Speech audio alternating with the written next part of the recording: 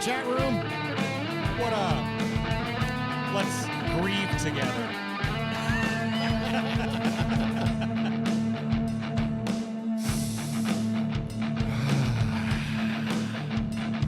Grab you a frosty cold one. Let's get into this shit. Oh my gosh.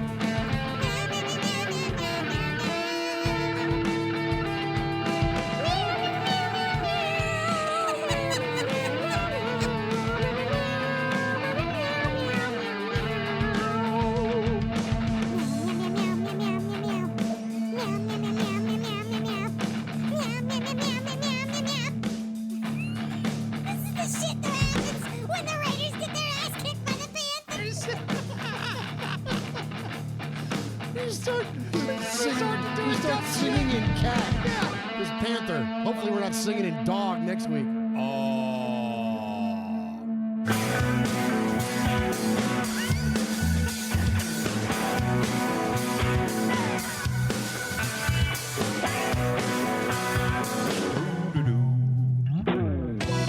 What is up, Raider Nation? Your buddy Murf back once again for a little show we do called the Raiders Fan Radio Rundown. This is where myself and my best friend Swag Jeff, we talk about all the big Raider stories of the week and talk to you a little bit. Of course, this is pre-recorded. We're not going live tonight because we're going to be in Vegas this week. We got travel days. We got travel days coming up for the Blitnikoff Foundation annual Crab Fest, where we will be there to present a check for $10,000 based on the generosity of Raider Nation. So thank you all very, very much.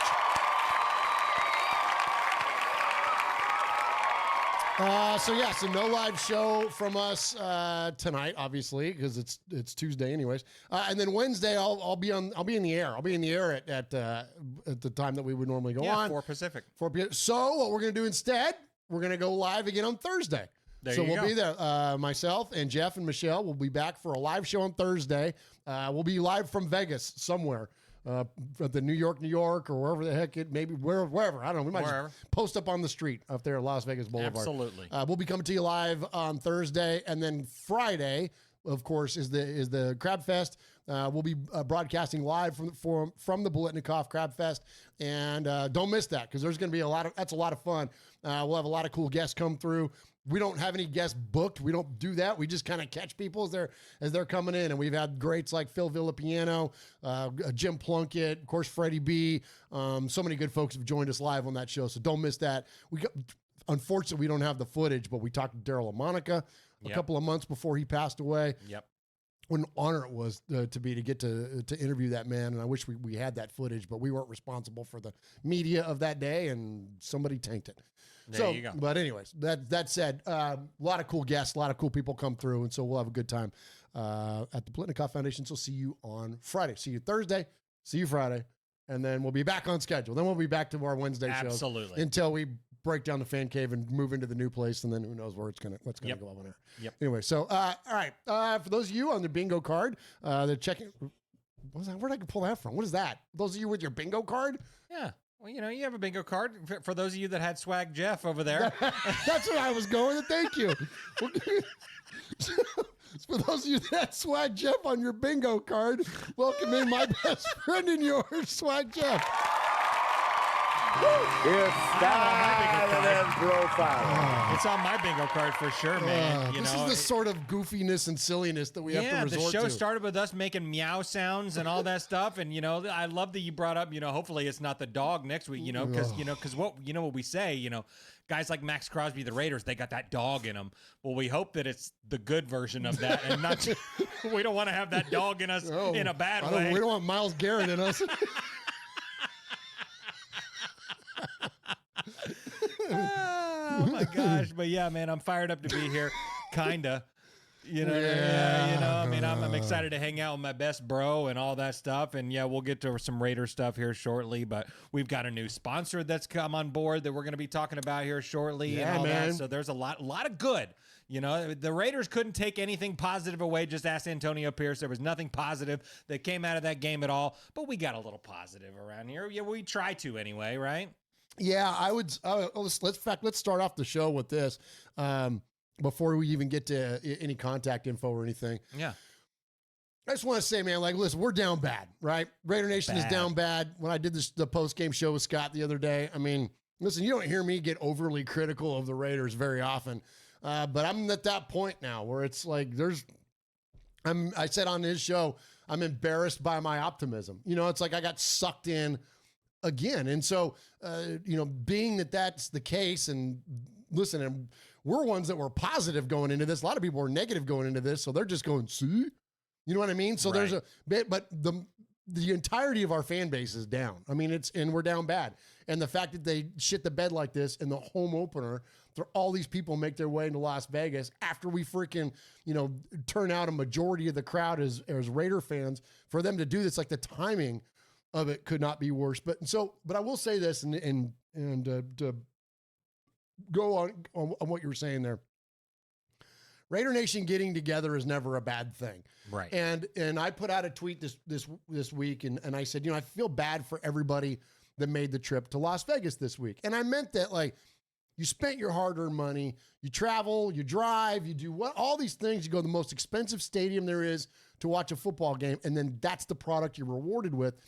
After we hear the team and the team as a whole, players, coaches, everywhere, tell us how important Raider Nation is, but then this is the way you say thanks. I think those things, and not that I don't think it's a disingenuous comment there, but I just think that when you see and hear about players taking some time off on the field.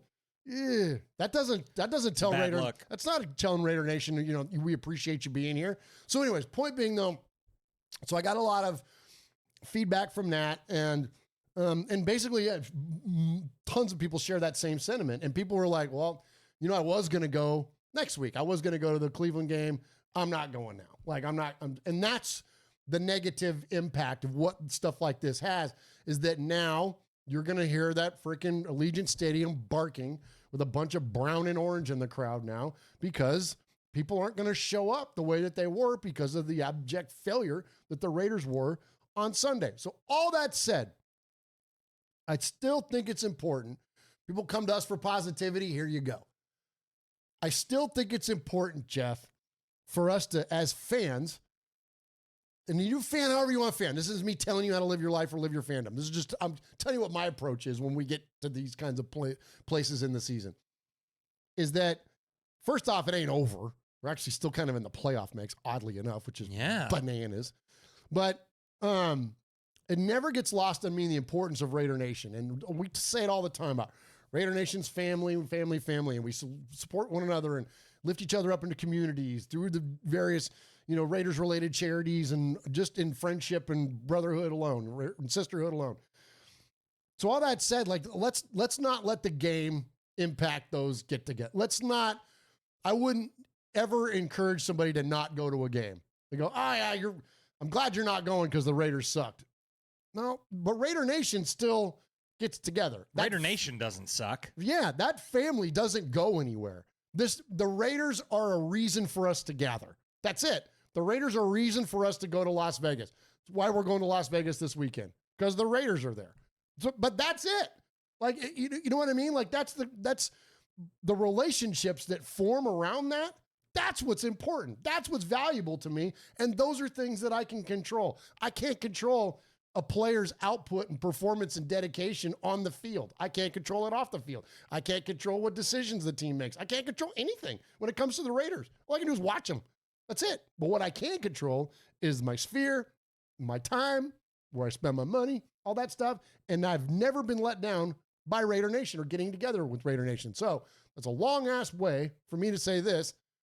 Don't let the performance of the Raiders, I would encourage you to not let the performance of the Raiders impact your ability to get together and have a cold one and some good food with your friends and your family. 100%, man. You know, I mean, I don't know if I'd go as far to say as the game should be secondary to the gathering of Raider Nation, but sometimes it kind of is, you know, especially in cases like this when, you know, when the team is underperforming, underwhelming, all this kind of stuff. I mean, if I was a season ticket, I mean, I'm still going. Why not? Why not? Because it's fun. Like all those things that you just listed off, having a cold one with your friends, getting in black, you know, wearing your Raider colors, having pride and all that stuff. That's what it's all about, right? That's what Raider Nation's all about. And this team needs us more than ever right now. Oh, you ain't kidding. You know what I mean? They need us more than ever, and they need us to not be turning on each other, turning on their coach, all this stuff. Then all that stuff is happening now. So like Murf said, not going to tell you how to fan, but like, you know, I will say this. This is the coach you wanted. It's the coach I wanted. We're 3 weeks in. Let's not already be calling for this guy's head. I'm seeing so much of that on the social. That's too much. Stop. Stop with that. Stop. You got to stop. Yeah, I agree. And I think that even to take it another step too in that direction, people that are calling for Gardner to get benched. Listen, the guy was efficient and played pretty freaking well the first 2 weeks of the season. Yes, ranked at the top of the league in most categories. There you go. And so it's like you're not going to, you know, Devontae said today on Up and Adams with Kay that, you know, you're going to just deflate. Not only do you deflate Gardner if you bench him after 3 games, but then how does that make Aiden O'Connell feel? He's going to be walking on eggshells because it's like, okay, yes. well, I can get my freaking rug pulled out from under me in as little as 3 games if I don't come out here and perform. So that means the Raiders would have made 2 quarterback changes before halfway through the season. Are you kidding me? Like, so no, you got to let this thing play out. And listen, like him or not, he's got the endorsement of the team. He's got the endorsement of the players. And again, Devontae today said that I'm glad that the coaches come to me. I'm glad they come to me. They trust me with my opinion on this stuff, and they do. And so if your best player says, I want that guy to be my quarterback, well, guess who's going to be your quarterback? Like, Yep. You know what I mean? So I think as fans, we can be so quick to want to pull the you know, listen, Patrick Graham was the guy, on this microphone numerous times, I was like, get rid of this guy. Get rid of Patrick Graham. Get rid of him. And then all of a sudden, McDaniels gets gone, and Patrick Graham turns out to be a pretty decent defensive coordinator. Now, I know we got some issues right now that need to be fixed, especially on the defense. Well, the whole team, frankly. But I mean, look what they did against Andy Dalton. Like, I mean, that was not a good performance. But No, it was horrible. But I'm not going, oh man, we got to fire Patrick Graham now. We need a new defensive coordinator. Give it to Rob Ryan. No, that's too early. It's too early, Jeff. Yeah, you said it all, man. You know, it really is. You can't. I know how easy it is to get frustrated after one shit performance. And yes, we've had a couple this year already. But like, you know, let's let this thing build. Let's let it cook, all this stuff, because there still is a lot of positive on the overall season in its entirety, especially on the defensive side of the ball. So for people, if there's people out there calling for Patrick Graham right now, like, slow up. You know, there's plenty more issues besides our defensive coordinator right now, and it's the coordinator on the other side of the ball. Well, there you go. Know, if there's a guy for you to be calling ahead on, you know, like, that's the guy. You know, and I think he deserves all the smoke that he's getting too, man. Like, yes. Listen, and I'm not the kind of guy that's going to just immediately go like, oh, we got to get rid of that guy. Because here's the thing, man. What are you going to do afterwards? And that's the thing, is if you don't have a plan, you know, Marvin Lewis going to call your offense? Like, who's going to call the offense? Like, if you get rid of the coordinator, you got to have somebody step up and be able to not only, you know, plan and strategize the offense, but then call it on game day. So, does it worth just getting rid of Luke Getsy? No. Is it worth pushing on him as the head coach of this football team and challenging him to be different? Hell yes. And I think that's got to happen. Just something as simple as the slow developing plays behind the line of scrimmage drive me insane. Draws, screens, tosses, sweeps, all that stuff, man. It drives me nuts. Run the ball downhill and then attack past the line of scrimmage in the passing game. Get under center. Get under center. On a 3rd and 1. Let's not start with the shotgun. It's blown my. That's happened all season long. That's what we've been getting stopped short on 3rd and 4th down and stuff like that a whole lot. And a lot of that is because we start off in freaking shotgun and hand it off on a freaking draw to Alexander Madison, or Zamir or whoever. Yeah. You know what I mean? Like, that's not the way to get a quick yard, you know? No, and you got Zamir, who's a big, strong guy. Like you said, go under center, turn around and hand it to him. Like, you know what I mean? Yep. Zone blocking, power block, whatever. Friggin' people are all over the zone block scheme. And listen, I'm not in love with zone blocking either. But on 3rd and 1, that shit means a lot less when you're under center. Just turn around, give it to the damn guy. Yep. You don't have to read and, you know what I mean? You don't have to do all that kind of stuff because that adds to me, when you do that, it gives them something to think about. Right. So there's hesitation there. And it's clearly not Zamir White's strong suit. So quit doing it. Yeah. So quit doing it, Luke Getsy. And that's the thing that I don't understand. And I will forever feel this way when it comes to leaders. And in this case, it comes to people that are strategizing as coordinators. If your plan is to take these guys and then plug them into your plan and only do what your plan is designed to do, you're a failure. You're a good coach if you can say, okay, I have these guys, they do these things well, I will develop my plan around them. That's talent. That's coaching. That's not just a strategist that's just going to take people and plug them in there. So if Zamir White isn't good at a thing, then don't ask him to do that thing anymore. Right. Give him a new thing to do that he does well. Same thing with Gardner Minshew. Same thing with everybody.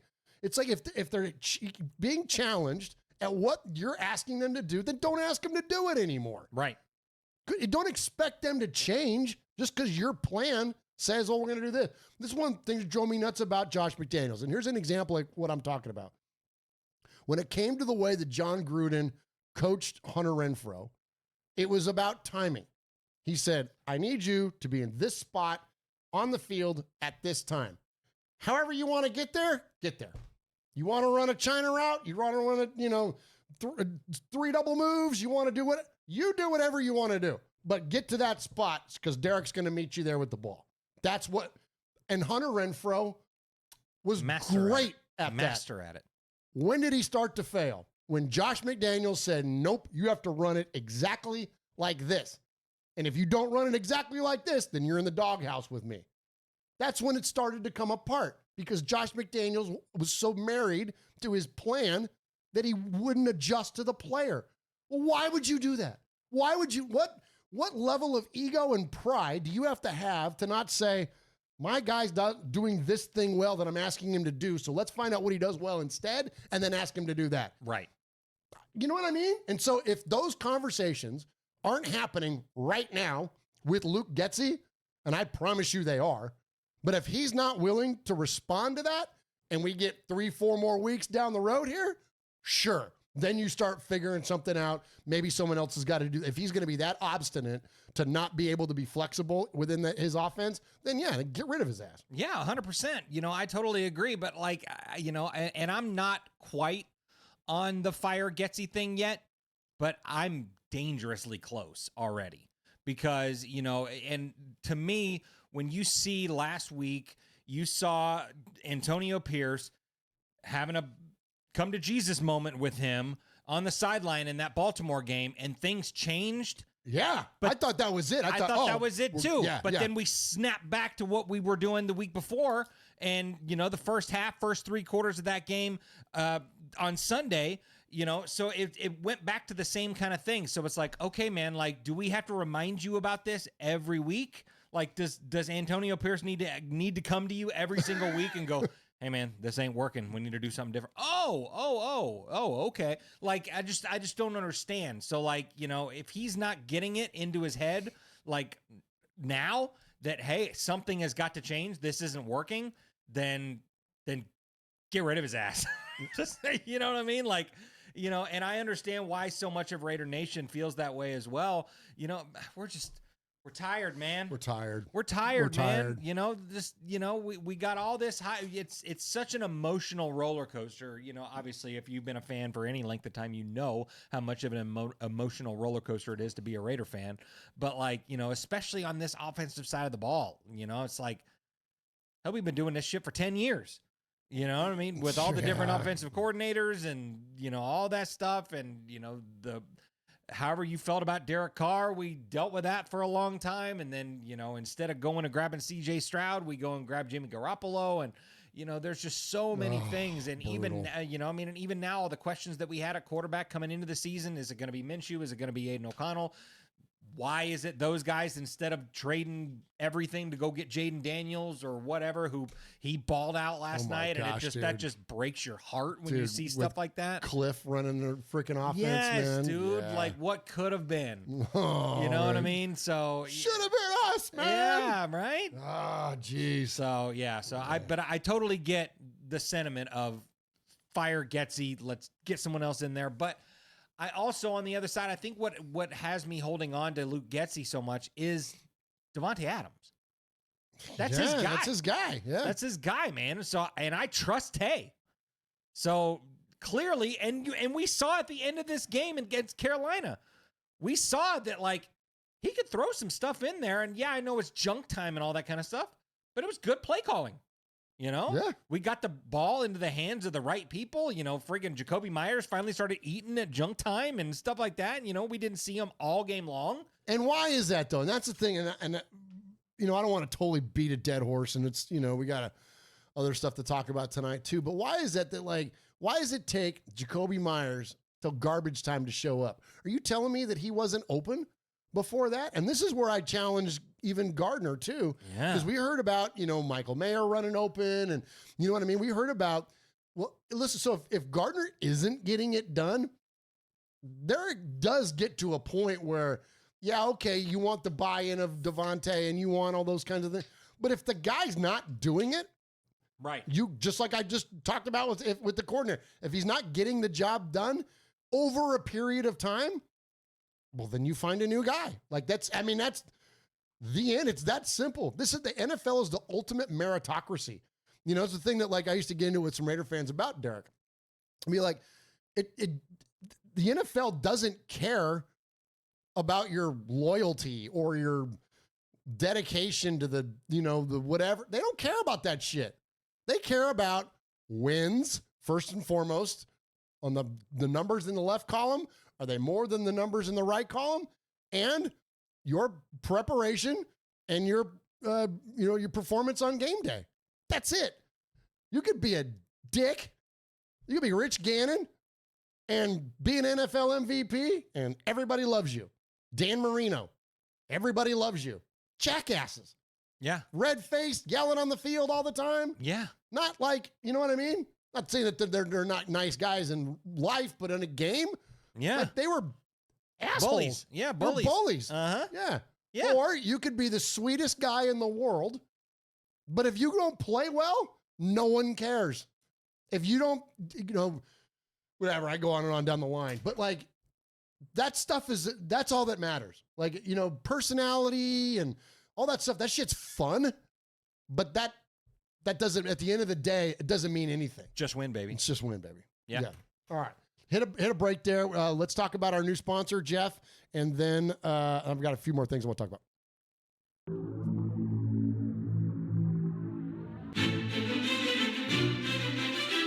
Patrick Claybon with NFL Network here. Hey folks, I know 3 things you might like. Do you like football? Do you like the Las Vegas Raiders? Do you like listening to things? I'll add a 4th. Do you like swag? Well, here we got Swag Jeff, Murf, Uncle Mosh. This is Raiders Fan Radio.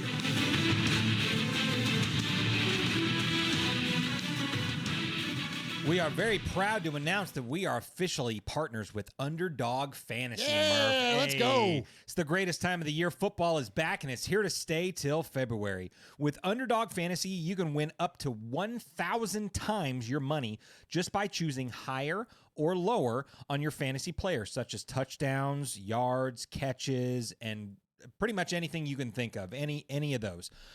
So once you're in, it's game time. We made our underdog picks on the games last night on Monday Night Football, and when they hit, they pay fast, right? Yeah. Tell us a little bit about that. It was great. So I picked on the Monday Night Football game. I picked Jamar Chase over a touchdown. I picked James Cook over a touchdown, and I picked passing yards over for Josh Allen and also Joe Burrow. They all hit. Yeah, and so I had a nice little payout there. It automatically pops right down to your PayPal. You shoot into your bank account. It was in minutes. I had my money. Yeah, It absolutely. was great. It was fun. It's a fun app. Oh, it's a great app. It's a great app. And the app is easy to use. All that stuff. Making picks with Underdog is straightforward, and signing up is even easier. Just head over to Underdog's simple to use mobile app or underdogfantasy.com. Sign up with promo code Murph. That's the promo code that we're giving you. Promo code Murph. And Underdog will give you a free pick to use on your first cash pick'em entry, plus up to $1,000 in bonus cash when you deposit. That's Underdog Fantasy, promo code Murph to enter to claim your customer special of a free pick and your deposit offer. Must be 18 years or older, 21 years or older in Massachusetts and Arizona, 19 years or older in Alabama and New England, and present in a state where Underdog Fantasy operates. Terms apply. Void in Colorado. Concerns about your play? Call 1-800-GAMBLER or visit ncpgambling.org. In Arizona, call 1-800-NEXT-STEP or text NEXT STEP to 53342. In New York, call the 24/7 Hope line at 1-877-8-HOPE-NY or text HOPE-NY to 467-369. So if you're looking for an added layer of entertainment and the ability to win real money, look no further than our friends at Underdog Fantasy.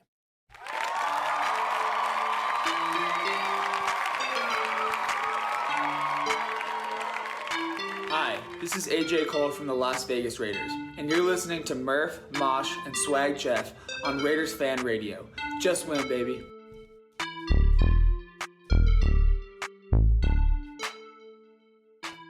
All right, so I think in Antonio Pierce's young career as a head coach, I think that this is going to be a potential defining moment for him.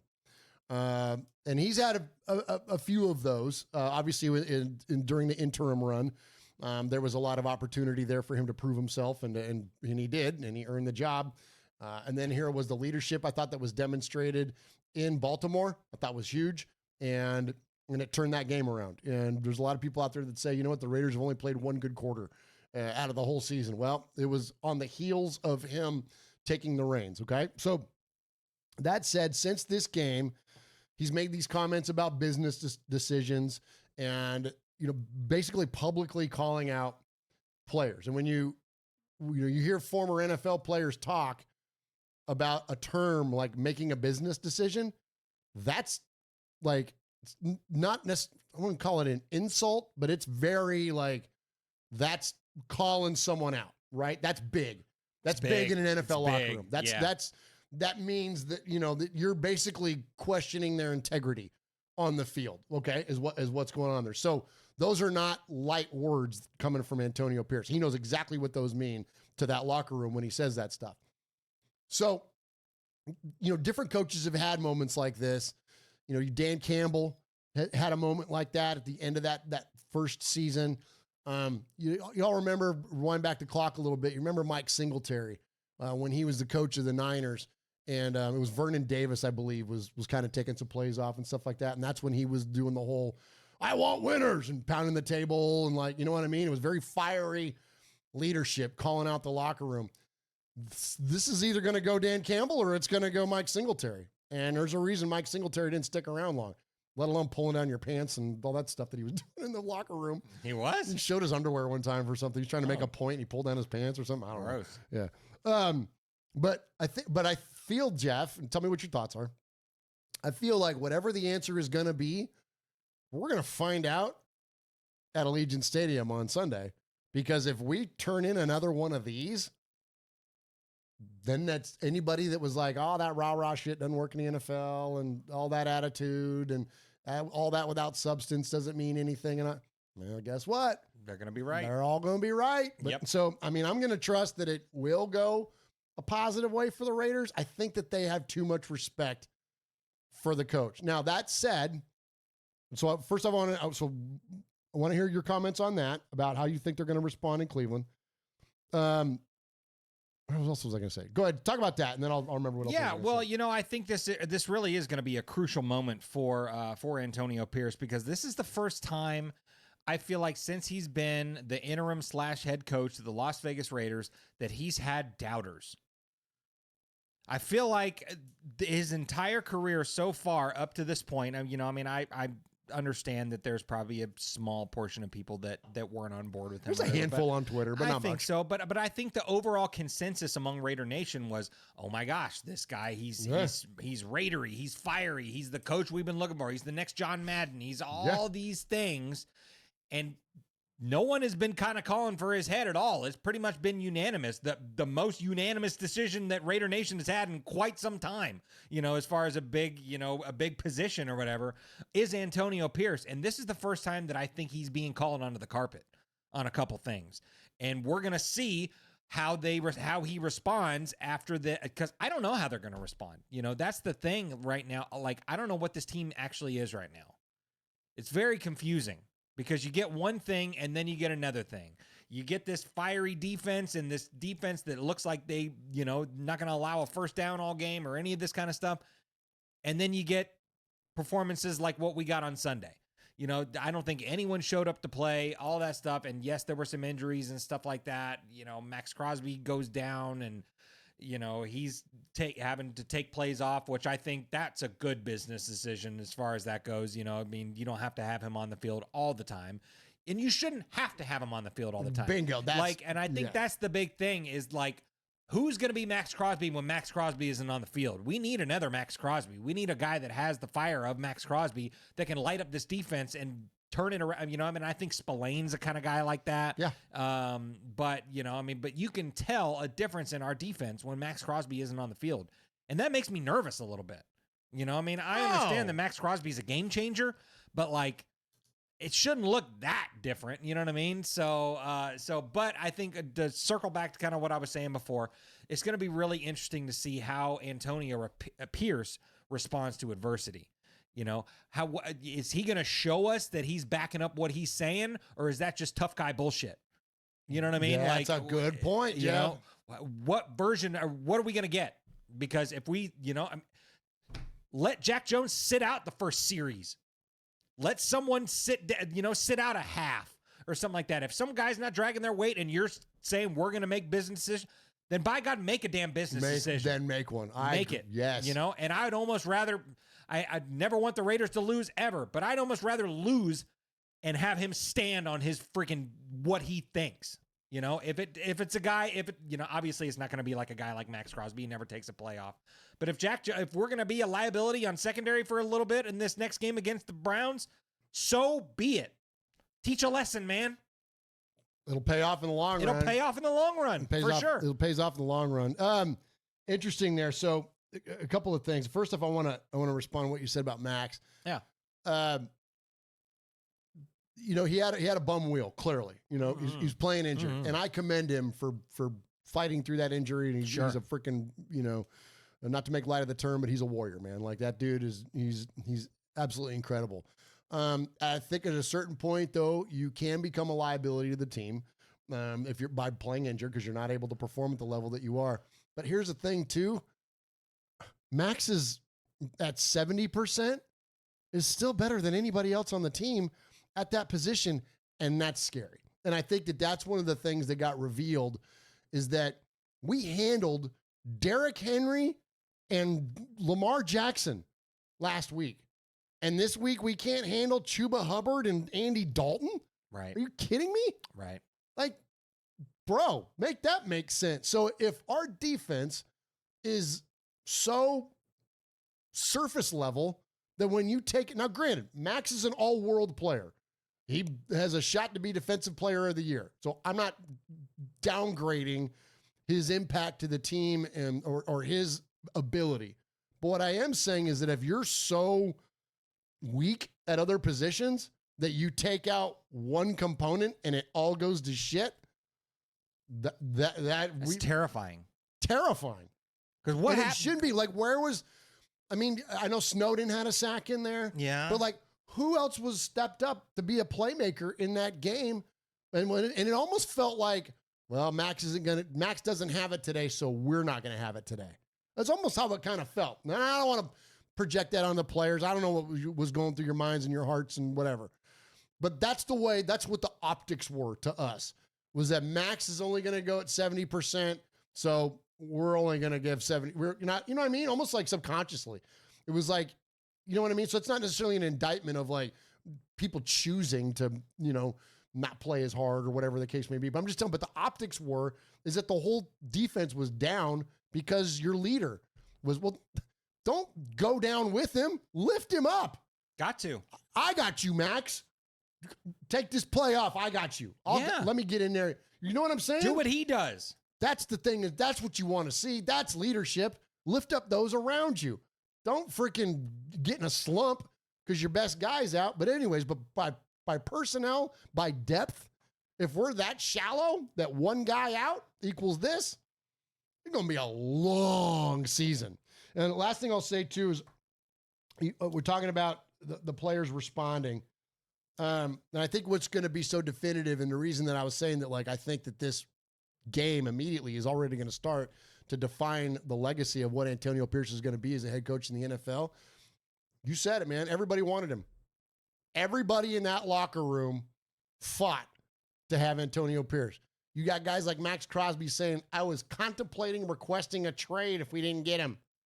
And you know that's what Devontae was saying too. You had a lot of guys that were putting their freaking, their NFL careers on the line for this guy. Yep.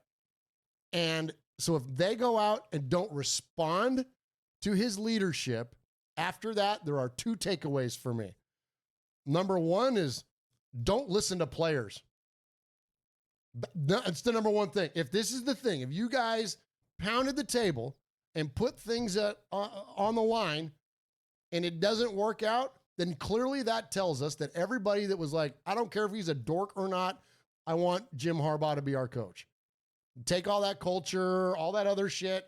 None of that matters. I want a guy that can come in here and strategize and organize and run a football team. You make every single one of those people correct, because that's ultimately what this thing comes down to. If you can't rally behind this man and play your asses off and dominate the freaking Cleveland Browns, then what does that say? What does that say about that endorsement? It rings hollow at that point. And so then you start to think that, like, okay, Mark Davis, don't worry about what the players have to say. And if somebody wants to leave, well, then peace. Bye. You got to do what's best for this freaking football team. And so I think those are the big takeaways for me. Now, I don't think those things are going to happen. No. I'm going to trust that they're going to have a strong response. But again, he's not the first guy to lead like this. He's not the first guy to coach like this. And it's mixed results. We're already seeing it with Bob Saleh. I sang the praises of Robert Saleh for a long time. Look at that shit with him and Aaron Rodgers on the sideline. Holy cow. Talk about assholes. Yeah. But he's Aaron Rodgers. He's a 3-time NFL MVP or whatever the hell he is. He can do whatever the hell he wants to do. But get what I'm saying, though, that Bob Saleh is one of those kind of guys. And it's questionable at best right now for him. Exactly. So we'll find out real quick how this AP experiment's going to work out. Yeah, absolutely. Well, you talk about guys that stood up for Antonio Pierce. Freaking Jack Jones. Yeah. The guy that freaking that we're kind of talking about right here is one of the guys that maybe was taking some plays off and, half-ass tackling and all this kind of stuff that we started to see towards the end of that football game. He was the guy that was, he may have been more in on Antonio Pierce than Max or Devontae because they have history. Yeah. So I don't know, man. Like this is a pivotal moment for Antonio Pierce. Which way is it going to go? Absolutely. And, and the last thing that I want to bring up, I want to address is the the Devontae trade rumor mill. Oh, Lord. But I'm guilty of it as well. I brought it up on Silver and Black today with Scott.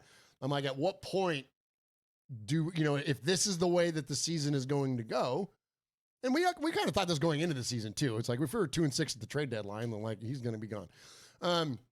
But Devontae today on with Kay Adams, he made mention that he's like, I don't know why I have to say this every week, but this is where I want to be. If I wanted to be somewhere else, I'd be gone by now. Like it's, So again, going to the idea that of players making the decisions around things, he may not have a choice. And I think that if this thing continues to plummet, so that means AP's probably lost the locker room at some point if it continues to go downhill. Again, not speaking this over the Raiders. I hope it doesn't happen, but I'm just thinking about this Devontae thing. If he starts to lose the locker room, and or if just the wins just aren't there, if just as a team, the wins aren't there. Okay, say we go on a 2-game losing streak here with Cleveland and Pittsburgh, and we've lost 3 in a row, and we're 1-5 then, right? 1-4. 1-4. Be 1-4. Is Devontae's trade value is only going to go down the closer you get to the deadline? As a 1-4 football team, do you feel confident they're going to turn it around? And we're going to end up in the back stretch of this season, going up against Kansas City and everybody, and we're going to be, you know what I'm saying? Like our schedule only gets a lot harder, So, what I'm getting at is that the Raiders might make a business decision. Tom Telesco might look at this thing and go, well, if I can get a 2nd-round pick in return for Devontae Adams, Scott said a 3. I think a 3 is a little bit of an undervalued. I think so, I know he's on the wrong side of 30. I get that, but he's still as dynamic as he ever has been. Still Devontae Adams, and I think he'll be a guy like Larry Fitzgerald that'll play well into his 30s. And Larry ended up moving to the slot. And I remember he was still really, really good. Really good. Timmy Brown was like that. Jerry Rice was like that. These guys played till they were 40. Mm-hmm. You know what I'm saying? And I think Devontae can easily be one of those guys. And if you're talking about a team that's a Super Bowl contender, I don't know, Buffalo Bills, anybody, something like that, is that worth a 2nd-round pick to them to add an offensive weapon like Devontae Adams to their arsenal? Hell yeah. Yes. Hell yeah. You know what I'm saying? Look how good the Bills looked last night, and that was after losing Stephon Diggs. Now you put a guy like Devontae Adams on the field with Josh Allen? Are you kidding me? Holy cow. And that's not like Devontae Adams doesn't know what it's like to play in cold weather. You know what I'm saying? That's just one hypothetical, but I'm saying that, is it worth the bill? Okay, so why would you do that then, Raider Nation? Well, here's why. Because we need a goddamn quarterback. We got to have a quarterback, and we can't get a quarterback without draft capital. Now, for 1-4, we're already going to have a pretty decent shot at a good draft pick to begin with, but now you add an extra 2nd-round pick to the mix, and you can package next year's number 1 and a couple of number 2s this year to move up some spots and to get, I don't want Shedeur Sanders, but Carson Beck, Cam Ward, one of those guys. Exactly. What? That's what we got to do. Because as we've said on the show a million times, and I'll say it until it happens, you've got to swing on a quarterback until you land one. The end. And swing year after year after year. Guess what? Panthers are getting ready to swing again because Bryce Young ain't it. The Titans are getting ready to swing again because Malik Willis wasn't it to them, and Will Levis certainly isn't. So they're going to keep swinging. That's what we got to do. The Band-Aids that Antonio Pierce told us he didn't want to have, well, guess what? We got 2 of them. So anyways, that's where, on the heels of the Devontae discussion, give me your thoughts there, because I think that, and I don't want this. I don't want this. I'm not advocating for the Raiders to do this. But if it goes down the road and continues the way that it is, Devontae might not have a choice. The Raiders might just make a move. Yeah. I mean, you said it all, dude. Yeah, there's really... Devontae may not have a say, and that might be one where he goes, I don't want to be traded. Tough shit, dude. Sorry.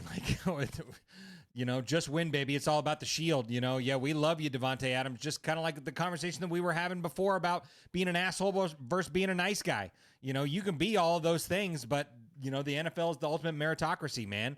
So it's all about value. It's all about value. What have you done for me lately? Have you won games? All this kind of stuff. And if the answer is no to a bunch of those things, then what are we going to do to get there? And the number one thing, like you just said, got to have a quarterback. Got to have a quarterback. The end.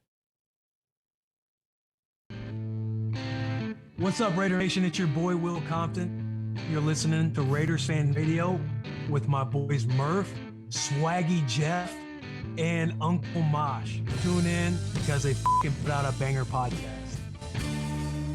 All right, so enough about this friggin' Panthers. Why the right? Raiders do this to us, man? Let's talk about the Cleveland game a little bit. All right, let's talk about the Cleveland game a little bit. Yeah. Okay. This is another one. This is another one like last week. Maybe even more so because Deshaun Watson, he ain't good. I think he's fallen out of love with the game. You think so? I think so. I don't even think he wants to play anymore. I think he's there so he doesn't. I'm not there so I won't get fined, but there so I can collect my paycheck because he got a fat one. But I don't think he likes football anymore. Really? You get that sense? Mm-hmm. Is that what reports are saying? I don't know. It's what I'm reporting that. I'm reporting that. I don't think he loved football anymore, man. I mean, a guy that was so good.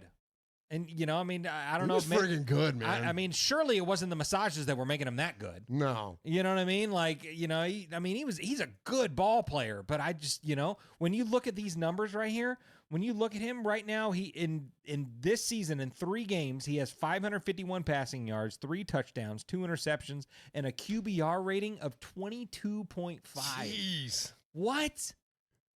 That's horrible. It's horrible. That is horrible. For a guy that they gave, 220 guaranteed to or some crazy shit like that? That they're still, I think they just quit giving away draft picks to the friggin' Texans for it. Jeez. That was what I think they used that draft pick to get CJ Stroud. Either the CJ Stroud or who's the guy? Will Anderson. Uh-huh. Like stuff like they gave away everything. They sold the farm for Deshaun Watson, and he is a bucket of ass. He's terrible. He's terrible, dude. Yeah, I'm telling you, I don't think he likes football anymore. Well, this would be a chance for our defense to get right then, because their defense is legit. I talked about Myles Garrett earlier. Their defense is legit, and they're going to give us fits. Sure, they're going to. Yeah, I think they're 12th ranked in the league right now. There in you defense. go. So another opportunity for the offense to get right then too. But the defense, man, hopefully Max is healthy, and we can have some impact. Because if Deshaun Watson, if that's the level of play that they're getting out of that guy, then and that's the thing about that kind of stuff. If what you're saying is true, if there's any kind of a lack of want to, that shit's contagious. It either is, well, at a minimum, I would say it's demoralizing, because you got when you're superstar. Was just kind of, then what does that do to the rest of your team? You know what I mean? And so, we'll see how it looks. It's going to be interesting having Amari Cooper. That's going to be interesting. But because we played back at, I guess we played the Cowboys. We played the Cowboys or whatever. Yeah. Is that our first home game? Might be the first home game we've had Cooper back. Yeah. But he's had a questionable year too. I see he's got the dropsies back again and stuff. Oh, so of course. Yeah. But interesting. But I think this is I'm not going to tell you that I think the Raiders are going to win. I'm not going to, like, normally we'd be like, oh, we're going to do this, we're going to do that. I'm not going to do that again the rest of the season. I don't know what they're going to do. We'll see. We have no idea what kind of a Raider team we're going to see take the field at Allegiant. But if they're going to have an opportunity this season to not only restore any kind of hope or promise around the season with themselves and in the league, but also with this fan base, y'all better do something on Sunday, because if we get another one of these, like against Carolina, you talk about checking out. Oh yeah, this was hard. This was hard. This was even not hard to be checked out of. Going off of what we did in Baltimore, it's like it was impossible that we were gonna turn in a turd, and that's exactly what we did. So that said, being that we're all so uncertain, come on Raiders, prove us wrong. Yep. Show us that you freaking, you know what I mean? Yep. I got the talent. And I know despite the questions around some of the coaching decisions and all that, got a good coaching staff. There's no reason that we should turn in another stinker to the Browns, man. I think I'm not going to say that what they're going to do, but I want to see a complete game. There we go. I want to see 4 quarters of good football, because I'll take 2. I want to see some. It only took 1 to beat Baltimore. I want to see some rhythm. I want to see us get in a groove. Yeah. Because we haven't had that all year long. Right. Even during our one good quarter in Baltimore. You know, I mean, it took a minute to kind of get going. You know, we had 1 or 2 drives where it was like sustained and like, oh, okay, well, this is what it could look like. Right. There was that one touchdown drive. Yeah. It was like a 74-yard drive or whatever. Man, yeah. And the one touchdown drive, and really the one touchdown drive we saw against the friggin' Panthers this week. It was great. That was another one. It was like 70 some odd yards. No, dude, it was like a 90-something. Oh, that's right. It was like a 94-yard drive or some shit. Like, it was a good drive. Great drive. Unbelievable. Unsustainable. Man. So I want to see a couple quarters of like consistent complimentary football. Absolutely. That's what I want to see, man. Absolutely. I mean, that's what everyone wants to see, but I want to see that shit. Well, you know what's funny is that like I mentioned Buffalo a lot tonight. I'm gonna mention them again because it's fresh in my mind after watching the games last night. This starts to feel like you go rewind back the clock, like, I don't know, 10 years or whatever, maybe more than that. I forget, we're in 2014. That's when Derek came around. So longer than that, like say 15 years. Okay. Watching Raider games felt like watching a different sport. Like you'd watch the Raider game would be the early game. And then you would watch, you know, Tom Brady or Peyton Manning and, you know, the Aaron Rodgers even or whatever. All these like, you know, the guys that were just running these incredible offenses, and it was like, holy shit, this is like a different sport. That's what I felt like last night watching Buffalo. Yeah. That Buffalo, man, like they are a machine on offense. Like there are a lot on offense. I know they're going to have a liability a little bit on the defensive side of the ball, but they're already 3-0, man. Like that's a fun-ass team to watch. It was the first time I watched them this year. Yeah. That's a fun-ass football team to watch. Team. That's the kind of shit you want to see. And it doesn't, like you said, I don't expect it to be like Buffalo where they're coming out and they're just doing that all game long because they got Josh Allen and we don't. So I don't have that expectation, but it sure would nice to see it with some sort of consistency. Yes. Instead of just like, you know, Tommy Kelly used to say, stop, stop, boom. Instead of seeing that where it's like, you know, run the ball, 3rd and long, short pass, we didn't make it, punt. Like, that's so boring. Yep. It's so not fun and interesting to watch, let alone productive. Mm-hmm. So I'm with you, Jeff. It sure would be nice to see some ongoing productivity this week. We'll see. I'd like to say I'm encouraged or have faith or I'm optimistic, but I'll believe it for sure when I see it. Thank you to all of those of you that have joined us live here tonight. We aren't live, but you are. And so thank you for joining us, everybody that's in the chat room. Thank you for your support of Raiders Fan Radio and the One Nation Foundation. We will see you on Thursday live from Las Vegas, and then we will see you Friday also live from Las Vegas. We'll be at the Blitnikoff annual dinner where we're presenting the $10,000 check that you all were so kind to generate to this dopey little show. And so we're going to be very proud to give it away on your behalf to the Blitnikoff Foundation. So thank you to those of you and all of your support. We'll see you a whole bunch this week. Absolutely, man. Yep, that check that we're going to present says RFR listeners signed. So we get like Murf said, we can't thank you enough. So honored to be able to represent you at this event coming up on Friday. So yeah, much props to you. Thanks to everyone that's in the chat, that's in the building here tonight. We can't see you, but you know who you are, and we love you for it. So on behalf of Murf, my name is Swag Jeff. You've been listening to an episode of the Raiders Fan Radio Rundown, where we take a... Did we take a lighter side journey tonight? Not tonight. We took a journey. We took a journey into the dark side. So we love you. We can't thank you enough. Don't forget, boys and girls, what happens in Vegas. It started in Oakland. So on behalf of Michelle, who's not here, like I said, Murf, my name's Swag. You've been listening to the Raiders Fan Radio Rundown. I'm not going to do the spiel again. Okay. See you. Bye. We love you. Goodbye.